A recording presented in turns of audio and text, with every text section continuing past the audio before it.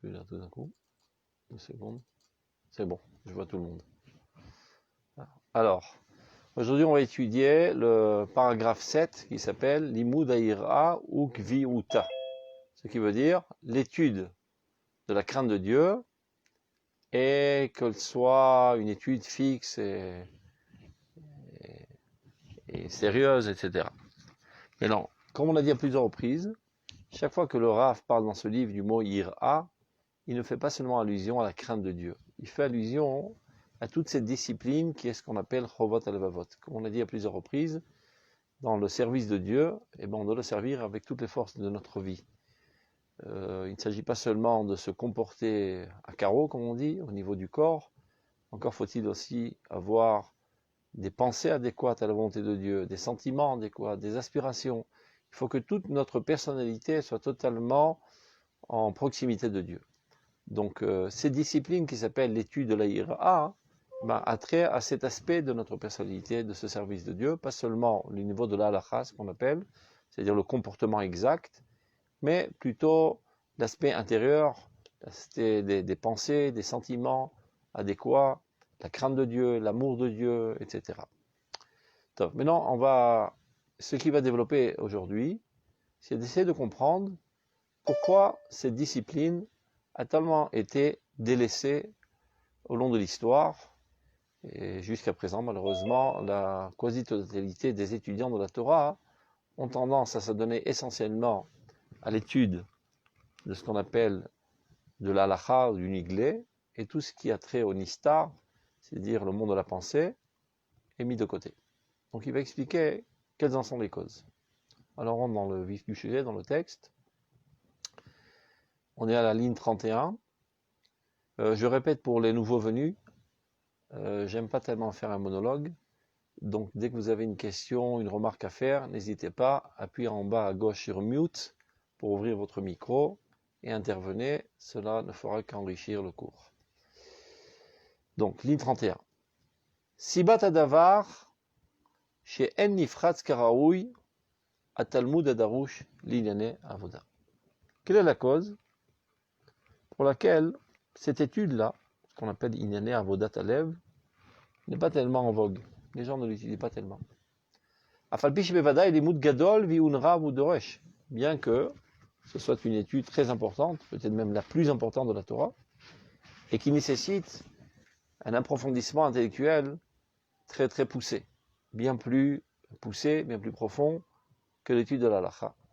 Et malgré ça, mi pene sheteva asechel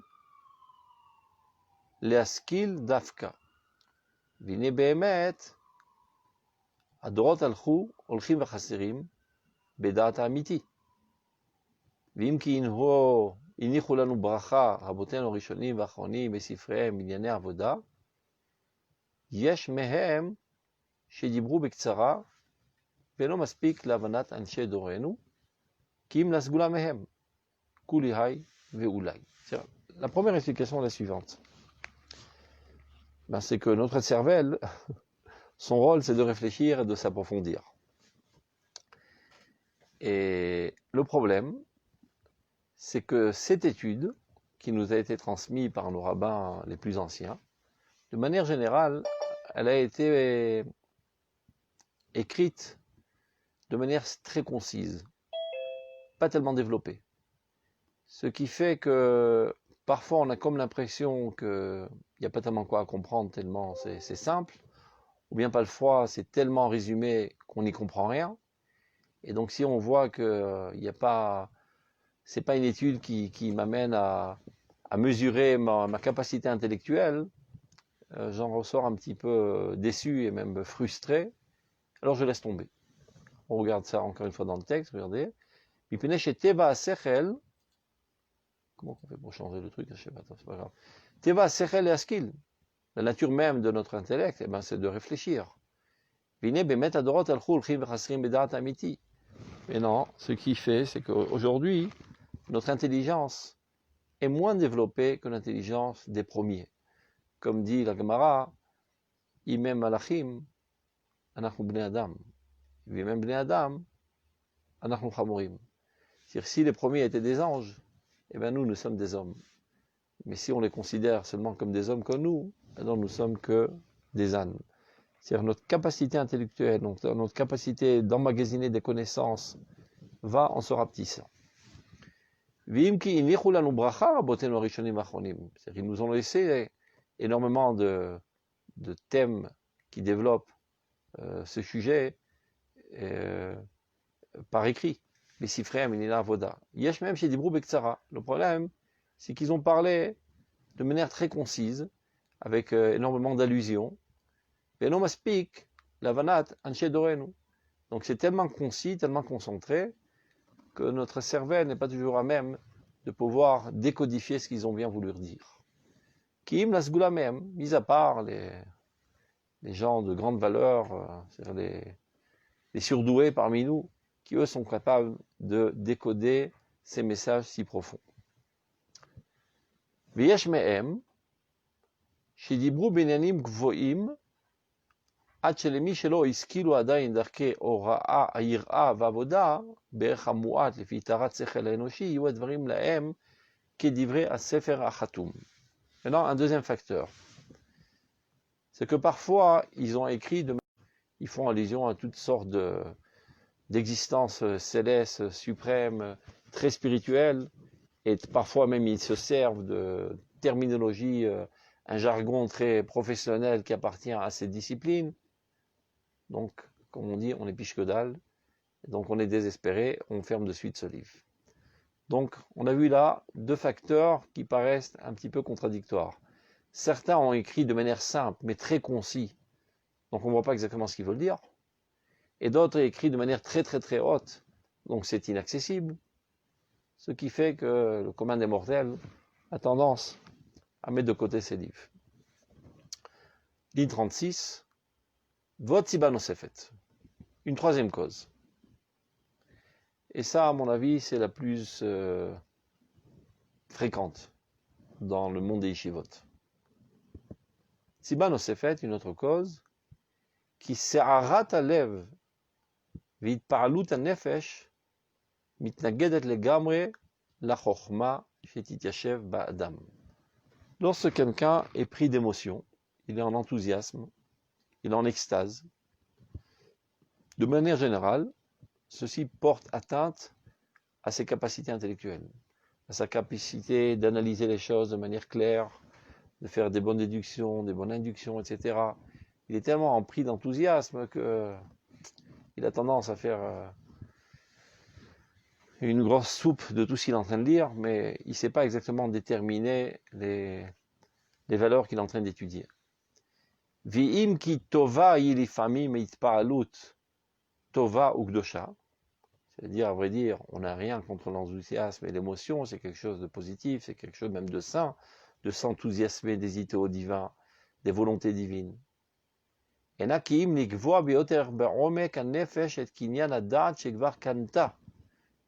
détrompons-nous, ceci n'est bien que pour enraciner les connaissances dans notre personnalité. Qu'est-ce qu'il veut dire par là? On l'a expliqué déjà à plusieurs reprises. Lorsque tu étudies un nouveau thème dans la Torah, Tov, tu as réussi à comprendre de quoi il s'agit, tu as même emmagasiné ça dans ta mémoire, mais ça veut dire pour autant que tu vis déjà cette notion. Tu es capable même d'en faire une conférence et de l'expliquer parfaitement, mais tu ne la vis pas. Tu n'es pas enthousiasmé, tu n'es pas ému, tu ne te sens pas engagé pour faire avancer cet idéal. Donc là vient le rôle du sentiment. Le sentiment, ben c'est exactement son rôle. C'est de faire pénétrer les connaissances intellectuelles au niveau du vécu. C'est-à-dire, de manière générale, ben on a deux services de Dieu essentiels, qui est l'étude de la Torah et la prière. L'étude de la Torah, c'est pour comprendre quelle est la volonté de Dieu, dans tous les plus petits détails. D'abord dans les grandes lignes du judaïsme, les grands idéaux de la Bible, les grands idéaux et la vocation du peuple d'Israël, du monde, etc. Et après, dans tous les plus petits détails de la halakha. Tout ça, c'est très bien, mais ceci ne reste encore qu'une connaissance qui n'est pas un vécu. Ce qu'on appelle en hébreu hakara. Akara, c'est connaissance. Et Akara, en hébreu, c'est la même racine que le mot Necha, qui veut dire pour leur concrétisation. Là, il s'avère que dans l'étude même de la Torah, il y a certaines études, comme ce domaine, l'étude de Avodat Hashem, Avodat Alev, Yirat Shamayim, Avat Hashem, elles ont déjà cet effet. C'est vrai que j'essaie de comprendre ce qui est dit, mais ça touche à, on va dire, à une couche tellement profonde de ma personnalité, qui est l'essentiel même de ma vie, qu'il est presque impossible de ne pas s'enthousiasmer et d'être ému lorsqu'on étudie ce domaine de la Torah. Et là commence la problématique. Parce que si je suis trop ému, alors je perds de mes capacités intellectuelles. Donc je ne peux pas comprendre exactement ce qui est dit. Ça, c'est le premier problème. Deuxième problème, c'est que ça m'émeut tellement, et ça me procure énormément de plaisir, ça me rapproche de Dieu, je sens une proximité très forte envers Dieu quand j'étudie ces sujets. C'est que je pourrais me tromper à croire que c'est ça le but de toute cette étude, de rentrer en extase de la proximité de Dieu. Et donc, je ne m'efforce même pas d'essayer de comprendre ce qui est dit, puisque je pense que tout le but de cette étude, c'est de m'enthousiasmer, et voilà, j'ai réussi à m'enthousiasmer, et donc je passe à la passe prochaine. Et il en ressort de cela que je n'ai rien compris. C'est-à-dire, je me suis enthousiasmé, c'est bien sympa, mais comme tout enthousiasme, c'est un feu de paille qui disparaît après quelques secondes ou quelques heures, au maximum quelques jours. Et finalement, j'en ressors avec les mains vides et les poches vides. C'est-à-dire, j'ai investi 1 heure ou 2 heures d'études où je suis allé dans un cours qui traite de ces sujets. Ça m'a fait palpiter le cœur, c'était très sympa. Et je me suis senti très bien, dans une béatitude totale. Mais après quelques jours, je me dis, mais au fait, qu'est-ce qu'il a bien voulu dire? Qu'est-ce qui me reste de tout ça dans les mains? Et qu'est-ce que ça me donne comme outil pour être quelqu'un de meilleur, quelqu'un de plus bon, quelqu'un avec plus d'idéaux, et quelqu'un qui sait plus analyser l'histoire humaine, l'histoire du peuple d'Israël, la trajectoire de l'histoire, la manière dont Dieu gère le monde. Mais finalement, il en ressort de ça que j'ai rien compris. Et ça, c'est la pire des choses. Ça arrive très souvent, je peux vous raconter comme expérience personnelle, un nouvel étudiant qui rentre dans la yeshiva, surtout dans la yeshivot, on étudie ces domaines. Donc il sort du cours avec un enthousiasme extraordinaire, parfois. Son cœur palpite tellement il a été enthousiasmé de cette étude. Et voilà qu'il rencontre un ami à lui, qui lui n'a pas eu le mérite d'être dans ce cours. Il le voit en toute excitation, il dit mais de quoi il a parlé le rabbin? Il dit c'était extraordinaire. Mais qu'est-ce qu'il a dit? Mais je sais pas, c'était éblouissant. Mais raconte, dis quelque chose. Je peux pas te dire, c'était tellement grandiose que je peux pas résumer ça en quelques mots. Ça, on le dit, bon, j'ai dû rater, je sais pas, c'était un truc extraordinaire. La prochaine fois, je ferai en sorte de venir. Mais en fait, s'il il réagit de cette manière, c'est parce qu'en fait, il n'a rien compris. Mis à part le fait qu'il a été enthousiasmé, parce qu'on a traité de sujets très très profonds qui touchent son cœur, mais de fait, il n'a rien compris. Il en ressort les poches vides et la main vide. Donc c'est de ça que le Rav traite ici, quand il dit comme ça, regardez, dans la ligne 36. Ve'od, siba nosefet, un autre facteur qui fait que les gens finalement laissent tomber cette étude. Sa'arat alev, l'enthousiasme du cœur. Itpa'alut hanefesh, d'être en état d'extase. Mitnagedet legamri lechokma shetityachev ba'adam. Ceci réalise une entrave à la compréhension, à un approfondissement intellectuel. Bon, qu'il soit dit en passant, dit le Rav, on n'a rien contre l'enthousiasme et l'émotion, c'est quelque chose de très bien.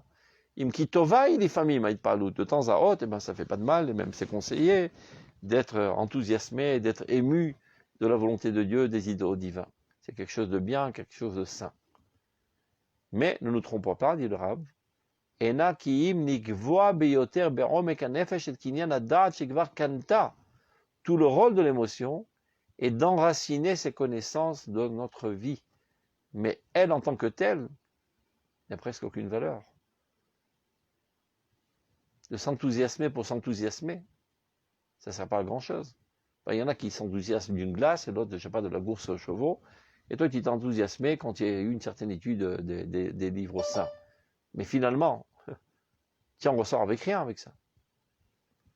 Az, ishtaresh yoter, viyokar yoter. C'est vrai que quand tu t'enthousiasmes suite à une compréhension profonde et une capacité de définir exactement les thèmes que tu as étudiés, alors bien sûr que l'enthousiasme est très bien parce que ça enracine de plus en plus dans ta personnalité.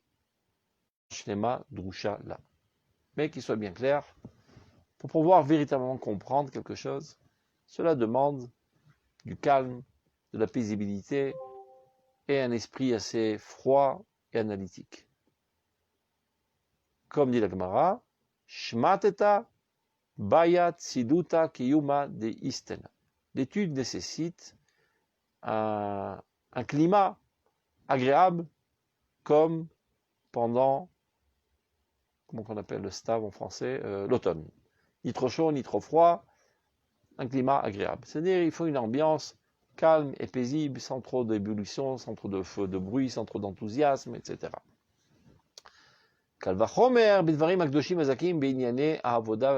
S'il en est ainsi concernant les études plus simples, comme la halakha, qui se raconte, te décrit des choses concrètes, à plus forte raison lorsqu'on s'adonne à l'étude des choses les plus profondes de la shlemut avoda, qui traite que de choses totalement abstraites. Bezman fila lechud, uzman Torah lechud, dit Chazal dans le traité de Shabbat. Il y a un moment pour l'étude, il y a un moment pour la prière, il ne faut pas mélanger. Il y a un moment pour une activité intellectuelle propre et un autre moment pour intérioriser les connaissances que tu as eues à l'aide de cette activité intellectuelle dans le cœur, dans les émotions, dans le vécu. Mais on ne peut pas mélanger les choses. Tout est clair, je vous entends bien muet. Il n'y a pas de questions? C'est assourdissant ce silence. On continue. Vim raoui ou mechuyav leagdim tshuva vemuna vira pshuta lekol limud. Sans aucun doute, il est conseillé, même plus que conseillé, qu'avant notre étude, de s'emplir de repentance, de s'emplir de foi, de crainte de Dieu, même d'enthousiasme, de savoir quel mérite que j'ai d'aller étudier la science divine. Ça, c'est parfait. Mais avant l'étude, pas pendant l'étude. Si tu veux aussi, après l'étude. Pendant l'étude, oublie cela. Sans quoi tu perds la tête. Quelqu'un raconte, une fois il est rentré par mégarde dans une yeshiva de Chassidim. Et le Rebbe était en train de donner un shiur de Gemara. Top, il dit on va voir qu'est-ce qu'il raconte. Il s'est trompé d'adresse, il est rentré là-bas, donc il s'est caché pour pas trop se faire remarquer. Il entend le rabbi qui commence à donner un cours sur la Gemara. Le rabbi, Rashi qui est si kadosh, Rashi qui est si saint, qui est si pur, et des millions d'introductions avec plein de superlatifs sur la sainteté de Rashi. On attend, qu'est-ce qu'il va dire Rashi? On peut toujours attendre. Il est en train de s'enthousiasmer, d'enthousiasmer son public, mais finalement, de cette manière, on a perdu 3/4 d'heure, et on n'a pas commencé à comprendre ce que Rashi veut dire. De cette manière, on en sortira des idiots. Parce que si tu n'as pas compris ce que Rashi veut dire, finalement, tu ne sauras pas ce que Rashi a bien voulu dire, et qu'est-ce qu'il a bien voulu exclure dans la compréhension de la Gemara. On raconte aussi avec humour, je ne sais pas si ça a eu lieu ou ça n'a pas eu lieu, mais peu importe, c'est pour comprendre l'ambiance qu'on n'a pas envie de rencontrer dans l'étude de la Torah. Je parle d'Afka du mouvement chassidique, pas parce que je le critique, mais disons que c'est un mouvement qui a mis énormément l'accent sur les émotions, sur le charisme, sur l'extase, etc. Donc le rabbin commence à enseigner le traité de Brachot. Comment que ça commence, pour ceux qui s'y connaissent? Le premier mot du chasse, Me'ematai, ça veut dire à partir de quand? Me'ematai korin et shema be'arvit. À partir de quand on peut lire la lecture de Shema pour Arvit? Ça veut dire, est-ce que c'est du coucher du soleil ou la sortie des étoiles? On veut le savoir. Mais le rabbi, lui, il lit un petit peu autrement. Il commence à lire, mais et matai, mais je ne sais pas pourquoi il coupe le mot en deux. Il dit mais et mat yud. Et ma en français, ça veut dire en hébreu la crainte de Dieu. C'est-à-dire je suis je suis terrorisé, Emma. Mais et mat yud. Au lieu de lire mais et matai, par la crainte, par la terreur de yud. Yud, ça fait allusion à Kadosh Baruch Hu. Il est le premier mot, et tellement il est enthousiasmé de cela, il s'évanouit, tout simplement. Alors on lui jette 3 seaux d'eau sur la figure, il se réveille, il se remet à redonner son cours, et à nouveau, Mehemat, Yud, il s'évanouit.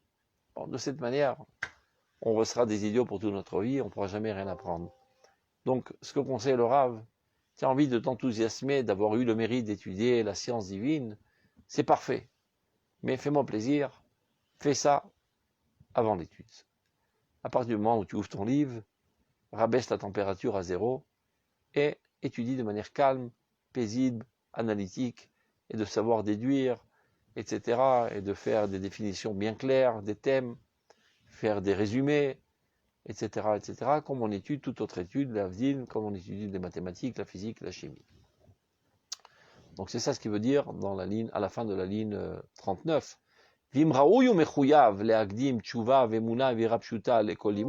Sans aucun doute que c'est quelque chose de souhaitable, même d'obligatoire, je dirais, de commencer par une introduction avant notre étude de tchouva, de foi, de crainte de Dieu. Umagam lilimud haïra, à plus forte raison, lorsqu'il s'agit de l'étude de la crainte de Dieu. Donc à plus forte raison qu'il faut rentrer déjà dans un état d'âme de crainte de Dieu. C'est-à-dire ça serait un petit peu ridicule de rentrer avec un état d'âme d'hérésie totale pour étudier le domaine de la crainte de Dieu. Donc évidemment qu'il faut rentrer dans cette ambiance. Magam lilimud haïra. Aval, sarat hanefesh, kefi hamuchach, raoul akbil, lazman acher. L'enthousiasme qui est presque nécessaire, même incontournable lorsqu'on étudie ces domaines de la Torah, fait plaisir, dit le Rav Kook, laisse ça à un autre moment, avant ou après, pas au milieu de ton étude. À moins que tu sois un géant. Il y a des géants qui sont capables parallèlement d'être en émotion brûlante sans perdre un micron de leur capacité intellectuelle. Mais ce n'est pas le cas de 99,9999% de l'humanité entière. Les gens simples comme nous, parfois on est en émotion, parfois on est en activité intellectuelle, et on a du mal à composer entre les deux et de faire une harmonie totale entre les deux. Donc, pour bien réussir à étudier la Torah, tes émotions, tu les mets de côté. Ce n'est pas le moment. Aval. Alimoud, ligne 41, Yeb bimnucha, biishuv ou besimcha.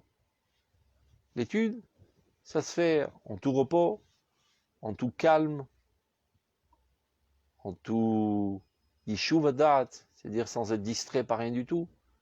Il y a des gens qui étudient et qui mettent leur iPhone près d'eux et toutes les 2 secondes ils reçoivent un SMS ou bien un WhatsApp, ils jettent un coup d'œil pour voir qui l'a appelé, qui ne l'a pas appelé. Et c'est comme ça que la Gemara dit à Torah shelo naaset kraim. Toute sa Torah devient toutes sortes de petits morceaux déchirés. Il n'y a pas une continuité dans son étude. Puis il dit non, moi j'ai la capacité de voir ici, de voir là-bas, et ben après on verra ce qui restera dans le ventre. Tu auras une Torah totalement déchirée, tu n'auras rien de construit dans ta personnalité. Il faut être écarté toutes les choses qui risquent de distraire ta concentration lorsque tu étudies. Il y a parfois des gens qui étudient, il y a tout un brouhaha autour, et des gosses qui hurlent, des autres qui pleurent, etc. Il dit, donne un cours dans cette ambiance. Chaval Azman, c'est du Bitul Torah. Personne ne va écouter ce qu'on est en train de rencontrer. Ça, souvent, ça m'arrive quand il y a, je sais pas, il y a des repas communautaires ou des trucs comme ça. On dit, tu veux pas dire un Dvar Torah pendant le repas? Non, merci. C'est de la perte de temps. Donc, de toute manière, ils ne sont pas concentrés à écouter ton message. C'est de la perte de temps. Et comme la Torah, c'est pas de la magie noire, contrairement à ce que les gens pensent, ils pensent que c'est un certain mysticisme. Ça fait du bien. tu dis quelques psukim pendant le repas, et voilà, ça va faire propager des énergies positives dans la stratosphère. Non, la Torah, c'est Ora'a. C'est un enseignement. De la même manière que ça ne te viendra pas à l'esprit d'apporter un conférencier de maths dans une telle ambiance de brouhaha, parce que c'est un manque de sérieux, un manque de respect même envers ce conférencier, parce qu'il sait parfaitement que personne ne va écouter ce qu'il va raconter, donc il ne fait qu'enquiquiner les gens. Donc c'est pas l'ambiance adéquate non plus pour étudier la Torah. Tu veux dire 2-3 psukim, juste pour que les gens aient une bonne conscience de ne pas avoir mangé sans dire divrei Torah, ça va. Mais tu fais un speech qui dure 20 minutes, tu enquiquines les gens, et de toute manière, personne ne t'écoute. Donc, pour étudier la Torah de manière sérieuse, ou bien des fois on me dit, tu veux pas qu'on fait le cours ici sur la pelouse, il y a du soleil, c'est dommage, on va profiter, je bronze et en même temps, cause toujours tu m'intéresses. C'est pas comme ça qu'on étudie la Torah. Quand tu étudies la Torah, Zot, Torah Ta'ola, Adam qui amut ba'oel. La Torah, il y a marqué, c'est quelqu'un qui meurt dans l'attente. Qu'est-ce que ça veut dire? Chas v'shalom, la Torah, c'est Torah Traïm. Il n'y a pas plus une plus grande intensité de vie que l'étude de la Torah.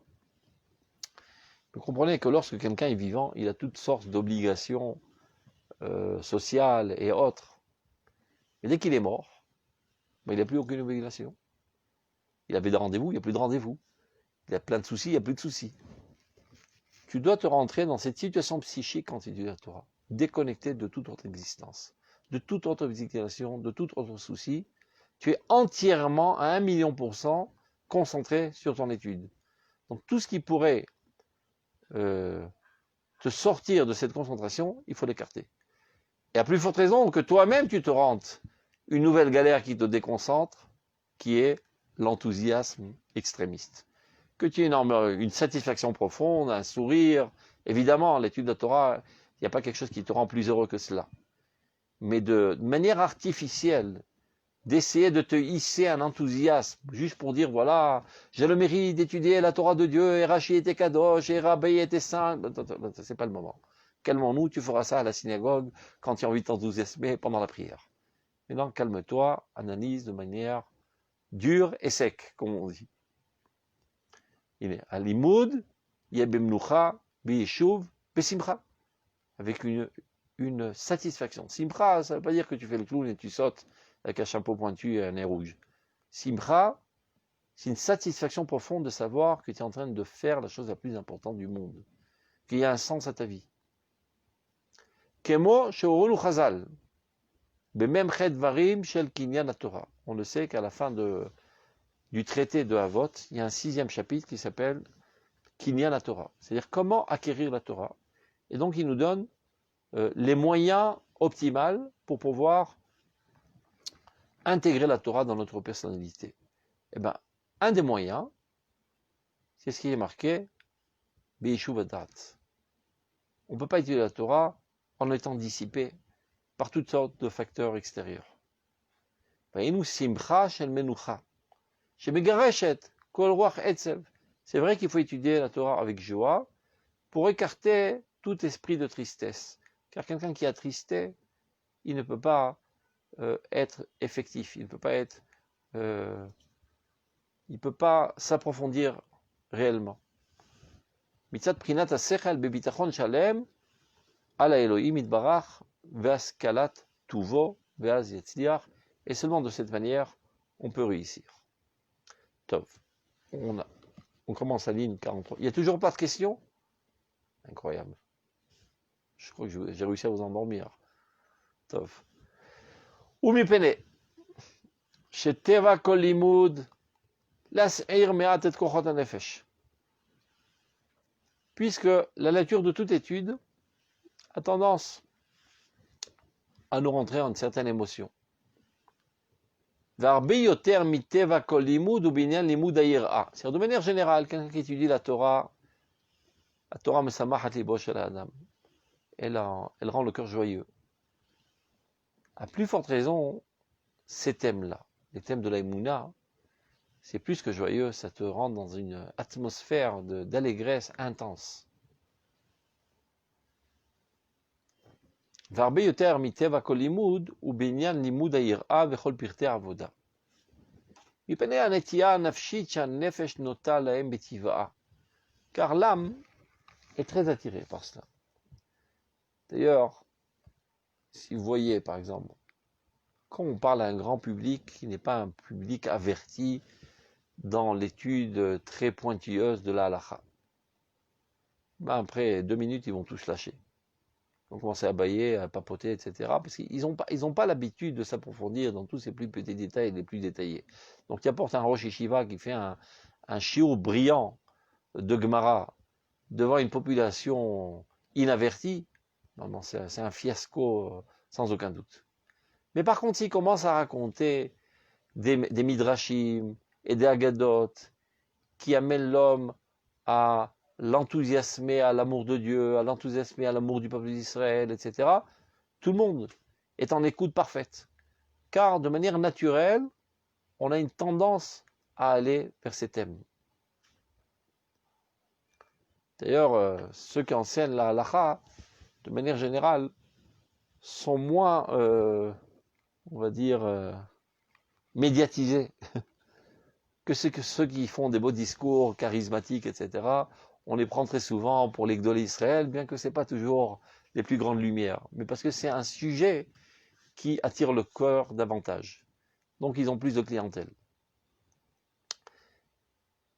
Donc c'est ce qu'il dit là, regardez, dans la ligne 44. C'est-à-dire, si de manière générale l'étude de la Torah rend le cœur joyeux, à plus forte raison cette étude spécifique de Chovot Elvavot. Et d'avoir ze gorem, le mishéen ahavat bakashat emet. Il y a des gens qui n'ont pas, on va dire, un besoin intense d'arriver à la vérité absolue. Et les gens, on ne sait pas exactement ce qui les intéresse dans la vie, de comprendre parfaitement chaque chose au micron près. Tu as réussi à raconter plus ou moins l'histoire et tu m'as enthousiasmé, ça me suffit. Pas tout le monde est conçu de cette manière. Il faut avoir un esprit très pointu et très mathématique, qui veut tout comprendre jusqu'au fond des choses, etc. La plupart des gens ne sont pas comme ça. Et donc, ceci entraîne les Mishéen Avad Bakashat Emet, Shidrishat Hashem Idbar, qui, à vrai dire, c'est ça la vérité, la recherche de Dieu. Ben, tu dois savoir parfaitement qu'est-ce qu'il te demande de faire et d'être. Donc, Shidrishat Hashem Idbar, Kvoa Bo Etev, mais non, mais Ayen Bidvarim Azakim Ele. Donc, il n'a pas tellement l'habitude de s'attarder, de s'approfondir dans ces sujets si profonds, si purs. Qui mitzad olachova.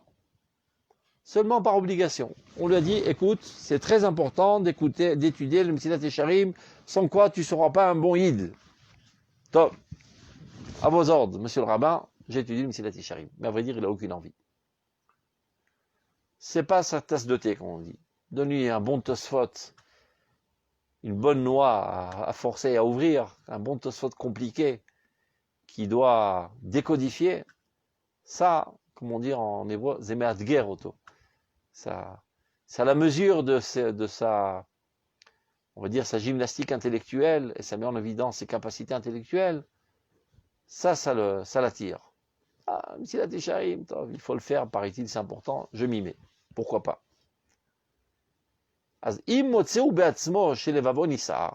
Donc dès qu'il commence à ouvrir le Mesilat Yesharim, disons bien le Kuzari, ou peu importe, au Rota Kodesh, peu importe, il voit que ça crée en lui, je sais pas, une élévation spirituelle. Les simcha binyane ava, ou les charada binyaira, et ça l'enthousiasme de comprendre à quelle haute sphère d'amour de Dieu on doit arriver, ou bien à la crainte de Dieu. Ou sauver chez Bézé ou Machlim Ruko. Et donc, il peut arriver à croire que c'est ça, toute la vocation de cette étude. Il n'y a rien d'autre à chercher. Parce que la lecture, elle paraît assez simple. Le thème qui est traité ne demande pas une décodification et on va dire, une gymnastique intellectuelle. Ça paraît assez simple. Tu lis Mesilat Yesharim, ça va, ça ne demande pas. Pas besoin d'être Einstein pour comprendre ce qu'il dit. Donc, il a bien voulu quelque chose, ce Ramchal, quand il a écrit ce livre. C'est bien peut-être pour un petit enfant, mais il a écrit ça pour les grands. Donc, apparemment, la recherche, là, c'est pas de comprendre profondément ce qu'il a voulu dire, parce que ce qu'il a voulu dire, c'est assez simple et banal. Apparemment, ce qu'il a voulu, c'est m'enthousiasmer. Eh bien, il a réussi. Voilà. J'en suis ressorti enthousiasmé. Et c'est bon. Et donc, je vais lire encore une page, encore une page, encore une page, pour m'exciter davantage. Et je lis ça 5 minutes avant la prière de Mincha, pour entrer dans la prière de Mincha en tout enthousiasme. D'ailleurs, il y en a qui disent, l'étude de Moussard, c'est plus une prière qu'une étude. Il dit ça en yiddish, mais davnim. On va prier le Messilat Yesharim. Parce qu'il pense que toute la vocation de ce livre est de t'amener à un certain enthousiasme. Et c'est ça toute l'erreur. C'est ce qu'il dit. Et non mérienne. Ceci fait qu'il n'essaye même pas de s'approfondir pour essayer de comprendre, mais qu'est-ce qu'il a bien voulu dire, ce Ramchal. Et non mérienne verim zakim ki mitzad al choba sheshama. Azim otse ou beatzmo chez les bavonitsar. Donc il voit que son cœur commence à palpiter par cette étude. Les simcha beneava, d'être enthousiasmé de l'amour de Dieu et d'avoir la crainte de Dieu. Ou sauver chez Bézé ou Machim Chouko. Voilà, je suis exempté. Voilà, mon rabbin, il m'a dit qu'il fallait étudier le Stécharim. J'ai investi 15 minutes. Je suis en tout enthousiasme. J'ai pointé. Voilà, monsieur le rabbin, j'ai étudié le Stécharim. Parou mitrape beatzmo, mais il dit amitit. Mais à vrai dire, ça servait les molles. Il ne s'est pas approfondi. Et en d'autres mots, il n'a rien compris. D'abord, c'est un affront sans pareil au Ramchal, de penser que le Ramchal était seulement un poète qui a voulu t'enthousiasmer, et d'oublier que le Ramchal était un des plus grands gdolés Israël dans le monde de la Gemara, dans le monde du Talmud. C'est lui-même qui en témoigne. Et il n'est pas, on va dire, on ne doute pas de la modestie du Ramchal. Vous savez que le Ramchal, on lui a fait la guerre. Les rabbins contemporains du Ramchal, quand ils ont entendu dire qu'il avait des dévoilements divins, car sachez-le, le Ramchal, qui est mort très très jeune, à 39 ans, déjà très très très jeune, il a réussi à se hisser aux plus hautes sphères de la Torah de la Kabbale, à tel point qu'il a eu le mérite d'étudier avec des anges. Et il a dit ça à personne. Un beau jour, ça s'est su. D'ailleurs, il a écrit quelque chose qu'il a envoyé à son propre rabbin. Son propre rabbin n'a rien compris de ce qu'il voulait dire. Mais qu'est-ce qu'il écrit, cet élève? Je ne comprends rien. Donc, étant assez désemparé, son rabbin a envoyé les écrits du Ramchal à son rabbin lui-même, qui avait 90 ans. Lorsque le rabbin a vu ce qui était écrit, il a dit, cet homme-là, c'est un saint. C'est la révolution, pourvu que j'ai le mérite d'arriver à ses pieds et qu'il me bénisse. C'était un géant de la Kabbale, le Ramchal. Et il avait toutes sortes de dévoilements, à tel point qu'il s'est mis à écrire Zohar Hadash, un nouveau Zohar. Il a donné dans ce monde des dévoilements très très très hauts. De la Torah, c'est un bizarroïde, va savoir, c'est encore un faux messie. Ils l'ont persécuté à mort, ils l'ont obligé d'arrêter d'enseigner, de brûler ses livres, etc. Donc il raconte dans une de ses lettres à son élève, il dit, mais je n'ai pas compris qu'est-ce qu'ils m'en veulent. Donc je suis allé les rencontrer un par un. Tous ces grands rabbins, tous ces sommités rabbiniques, je les ai rencontrés un par un. Et je vais te faire un aveu. Sache que je ne suis pas plus petit que eux dans la Torah du Niglé. Pour ne pas dire que je suis plus grand. Je les prends tous dans ma petite poche dans la Torah du Talmud. Mais ce n'est pas ma vocation. Ce n'est pas mon rôle. Dieu m'a envoyé dans ce monde pour autre chose. Pour dévoiler les secrets de la Kabbale. Donc il faut savoir à qui on a affaire. Lorsque le Gaon de Vilna, qui est la plus grande lumière des générations de notre temps, c'est pas par hasard qu'on l'appelle le Gaon. Aujourd'hui, il y a une inflation des superlatifs envers les rabbins. À Gaon, à Gadol, etc., etc. Quand on a décidé de l'appeler de Gaon, ça veut dire qu'il a la dimension de Tkufat et Gaonim. Vous savez qu'à travers l'histoire, on a les Tanaïm, les Moraïm, les Savoraïm, les Gaonim, les Rishonim et les Achronim. Les Rishonim, c'est le Rambam. C'est-à-dire, il y a 800 ans de ça, il y a 1000 ans de ça. Les Géonim, c'est bien avant. Ben, le Gaon qui a vécu il y a environ, je sais pas, 250 ans, avait une force de Torah comme l'époque des Géonim. Et c'est pas pour rien qu'on l'appelait le Gaon de Vilna. Lorsque ce livre est arrivé dans ses mains, il a explosé de joie quand il a lu. Il a dit, s'il était vivant, je serais allé à pied à sa rencontre, traverser tous les continents pour me prosterner devant lui. Et il n'y a pas un mot dans ce livre dans lequel il n'y a pas un chidouche. Et il y a des gens qui pensent... C'est bon, on arrête parce que...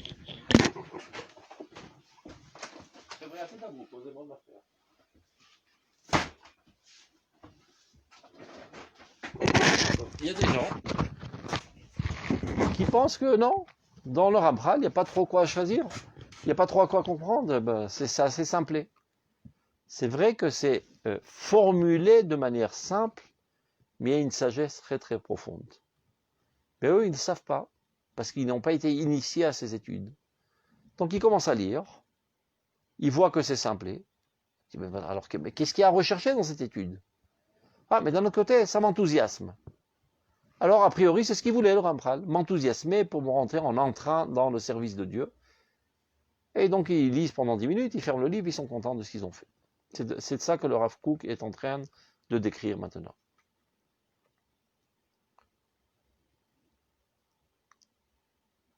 On est à la ligne 45. Veno mayen bevarim azakim eleki mitzad achova sheshamon, on les a vus. Ou sover, ligne 46, chez Bézé ou Mashlim Chouko. Et par là, il a acquitté de son obligation d'étudier ces thèmes.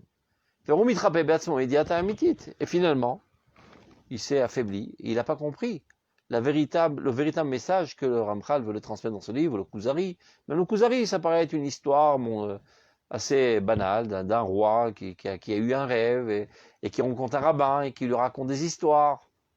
Ils ne savent pas que là-bas sont dissimulés tous les fondements de l'Emouna du peuple d'Israël, tel que le disait le Gaon de Vilna.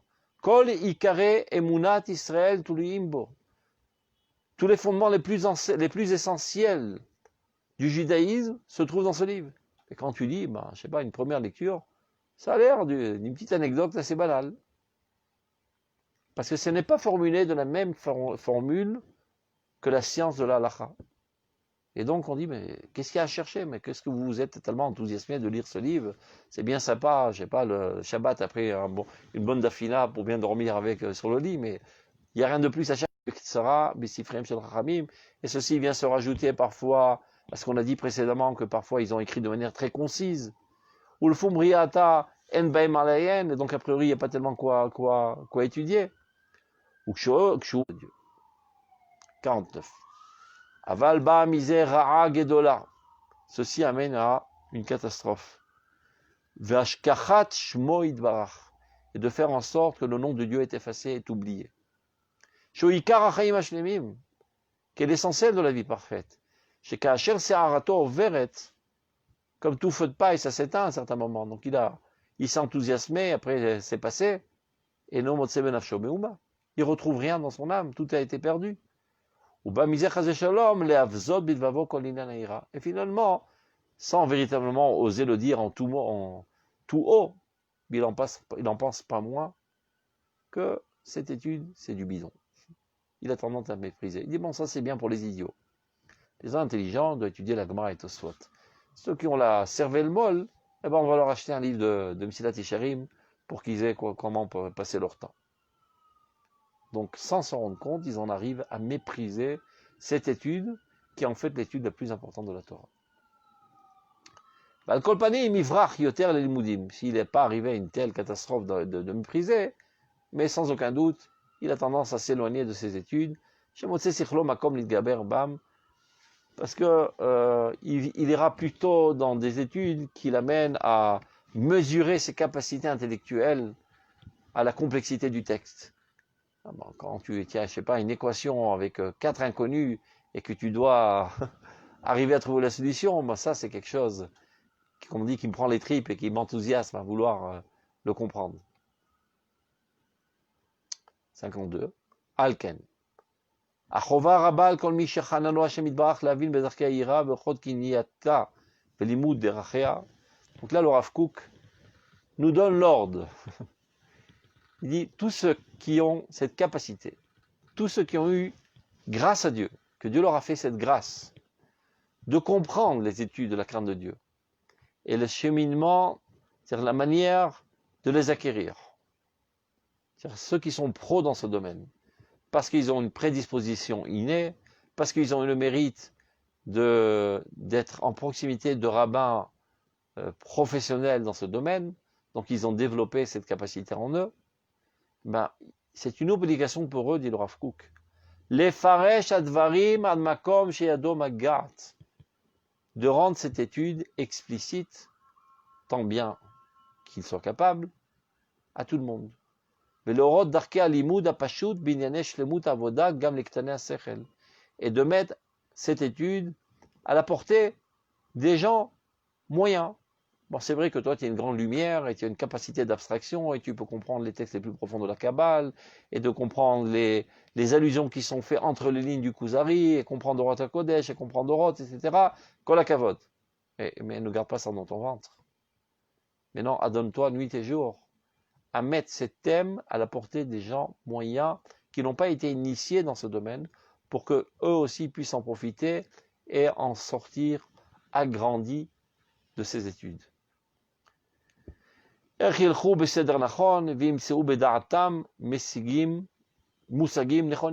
dois faire en sorte que tous ces gens-là aussi en ressortent avec des concepts bien déterminés, bien compris.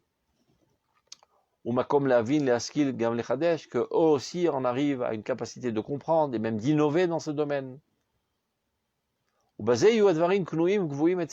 Et seulement de cette manière, ce sera un acquis parfait dans leur personnalité, qui t'aura mais via les désiroutes. Il fait allusion à la braïta sur laquelle est fondé tout le livre de Mesilat Yesharim, Torah mais via les désiroutes, zéroutes et desrizoutes, etc. Rabbi Pinchas ben Yair. Mais comme on le sait, il y a deux formules différentes dans le chasse. Il y a une formule qui commence par Zéhirout mais via les Dezrizout. C'est comme ça que ça commence. Une autre Nousra, une autre formulation dans laquelle il est marqué Torah mais via les Zéhirout, les Zéhirout et les Dezrizout.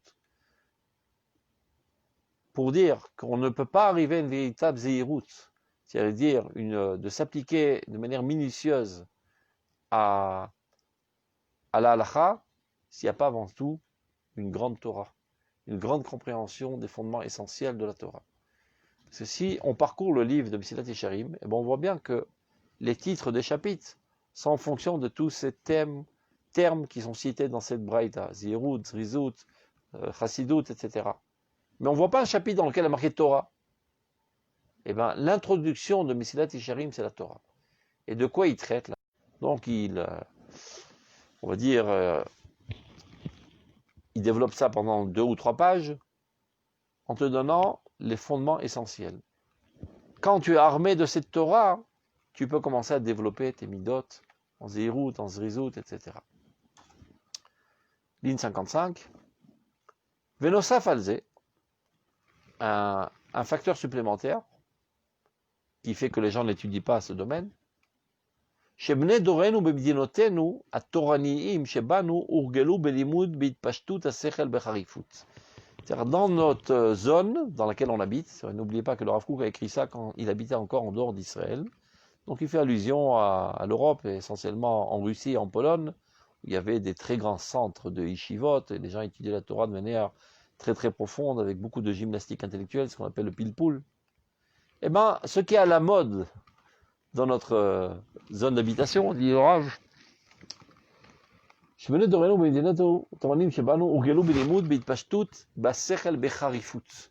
ce qui les intéresse, c'est d'étudier avec beaucoup d'approfondissement et beaucoup de harifut, de manière piquante, essayer de comprendre, faire toutes sortes de déductions, etc.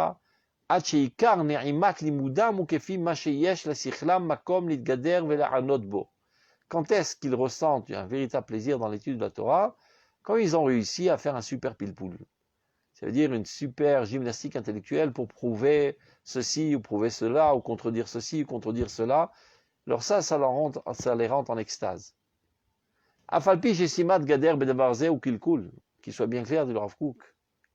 C'est quelque chose de non souhaitable, parce qu'en fin de compte, ce que tu recherches, c'est un plaisir intellectuel et non pas de connaître profondément la volonté de Dieu. C'est vrai qu'il y a lieu de se servir de pilpoul pour mieux comprendre la volonté de Dieu, mais tu t'as donné comme comme une drogue à cette, on va dire, cette satisfaction de cette gymnastique intellectuelle, ben, tu as perdu l'essentiel de ton étude de la Torah. Afalpi Shesimat Gader Bedvarze ou Kilkul Gadol. Et la plupart des Gdolei Israël ont critiqué virulemment cette démarche. Barvonotenu Arabim, que de toutes nos fautes. Sheba Mizeh, Shekol Inena Torah Shen Baem Mitzad Gidram Kolkach Omek Chod et Tfilot Vekeotzebo Limuda Mitmaet. Ce qui ressort de cette nouvelle démarche d'étude est que toute étude dans laquelle ça ne nécessite pas une gymnastique intellectuelle, les gens ont tendance à délaisser. Alors ils n'étudient pas Masechet Brachot, ils n'étudient pas la Tfila parce que c'est trop simple. Alors ils s'adonnent plus dans les études où ça nécessite une grande gymnastique intellectuelle.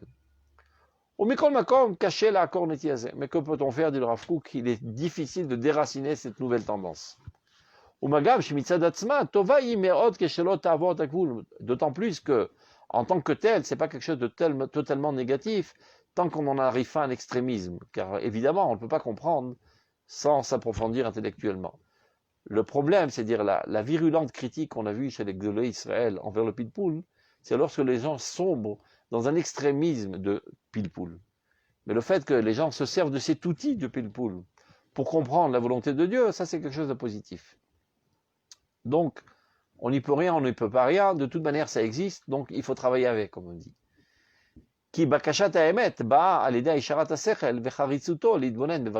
fin de compte, pour comprendre la vérité divine, ben cela nécessite un esprit aiguisé, et le pilpoul t'aide à aiguiser ton esprit, donc tout compte fait, avec tous les aspects négatifs qu'il y a dans le pilpoul, mais il y a pas mal de choses positives qui en ressortent.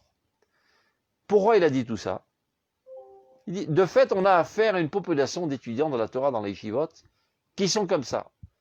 Qu'on soit d'accord, qu'on soit pas d'accord, qu'on soit content, qu'on soit pas content, c'est un fait.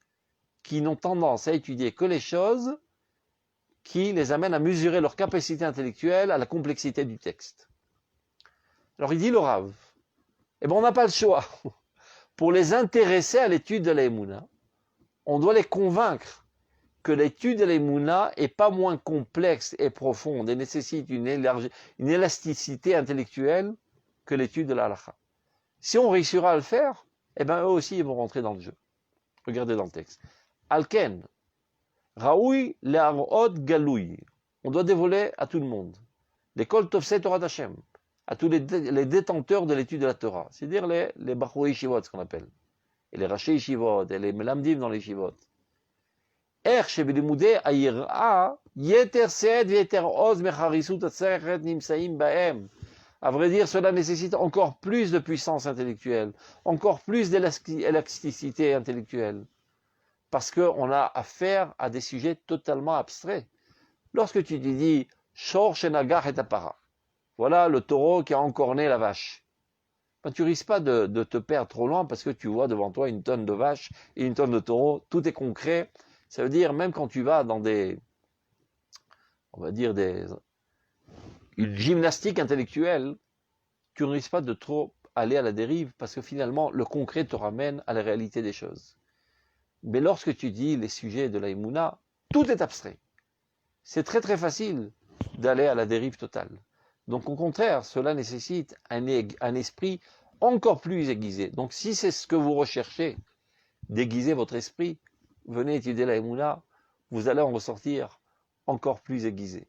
Évidemment, ce n'est pas pour ça qu'on étudie la Torah, mais si ceci peut être un appât pour les amener à étudier cela, ça en vaut le coup. Gameder sechel apashut, valimudim haikarim alalu, et sachez que ces études si profondes, meyashrim et sechel umalchivim et da'at, rend l'esprit encore plus droit.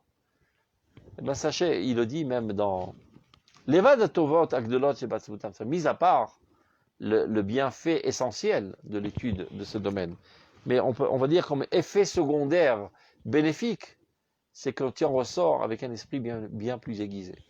Et ça, je le constate très souvent. Il y a des gens qui s'adonnent toute leur vie à l'étude de la halakha. Et des fois, tu les écoutes dans une certaine, une certaine dissertation de leur recherche. Et tu vois qu'il y a parfois des failles dans le raisonnement. Parce que, n'étant pas aussi habiles dans la pensée abstraite que ceux qui se sont donnés dans l'étude de la Emouna, parfois, ils risquent de faire des gaffes. Et ceux qui s'adonnent totalement à l'étude de la Emouna dans la majeure partie de leur temps, ils ont une capacité intellectuelle d'abstraction bien plus développée, qui parfois leur donne une plus-value, même dans l'étude de la halakha. Donc, si cet argument pourrait les convaincre à venir étudier la Emouna, ça peut plus nous amener à la connaissance de Dieu que l'étude de la Emouna. Donc on arrête là aujourd'hui, et je vous dis, je suis très en colère que vous n'avez posé aucune question. Donc la prochaine fois, posez des questions, ça sera plus sympa pour tout le monde. Kol Tov, portez-vous bien. Shabbat Tov, Shabbat Shalom. Ok, end meeting. Alors, comment on arrête ça?